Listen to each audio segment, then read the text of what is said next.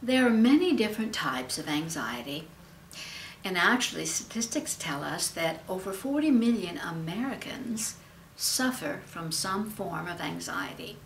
Now, I'm not going to talk about all of them, but I'm going to give you a foundation of actually what anxiety is. It's actually a patterned response, and it's a response that is fear-based. So, knowing that, then we can begin to realize that if we stop and think about what we're thinking or what we're imagining just before that anxiety, whatever that sensation is to you, occurs, you can begin to realize that you're probably creating it with your thoughts, with your own brain. What are some of the symptoms of anxiety? Well, hyperventilation is one, irritability, being really agitated, terrible, tight, really tight muscles, terrible muscle tension. Those are some of the symptoms, and there are many. Now, there are people who suffer, we're going to talk about the general anxiety, so there are people who suffer anxiety because they plan it ahead. They may not realize it, but I've had people say to me, oh, well, I get really anxious. I'm getting really anxious because I know I have to present to some people. I have to speak in front of a group. I get really anxious if I have to meet somebody that I haven't known before. I'm terribly anxious. I get really anxious if I have to go somewhere that's unfamiliar to me.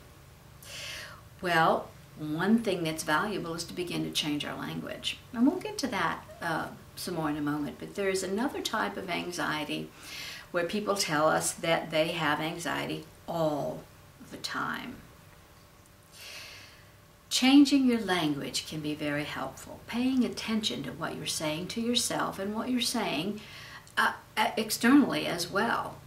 For instance, one lady said to me, well, I am just really anxious.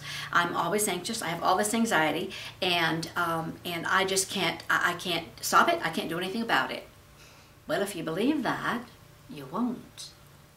But if you begin to realize that you can change the way you think, because your thoughts have power, you can change the way you think, and you can begin to realize what you can change in order to feel calmer, in order to feel better, more relaxed. One of the things that you can do is just stop for a moment, take a deep breath, and exhale slowly, and simply ask yourself a better question. How can I feel calmer right now? What's the best thing for me to do? How can I feel more comfortable, more calm,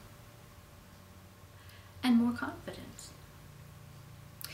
There are many suggestions that we have to offer you, and there are many things that you can do for yourself to begin to reprogram your own brain so that you begin to feel more calm and get rid of or eliminate the anxious feelings altogether.